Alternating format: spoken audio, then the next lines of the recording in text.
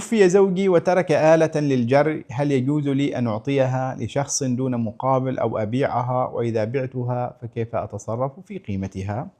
ما دام الرجل قد توفي وترك هذه الآلة فالآلة ميراث، ليس للمرأة أن تتصرف فيها كما تشاء إلا أن تكون التركة كلها لها، إما إن كان هنالك ورثة آخرون من أولاده أو من يعني أبيه وأمه، فليس لها أن تتصرف فيها بنفسها، وإنما هي للورثة كلهم. فإن كان الورثة كلهم بالغين عاقلين وأذنوا بذلك فتصرفوا بها كما تشاءون ما دام ذلك بإذنهم، لأنهم يملكونها جميعا.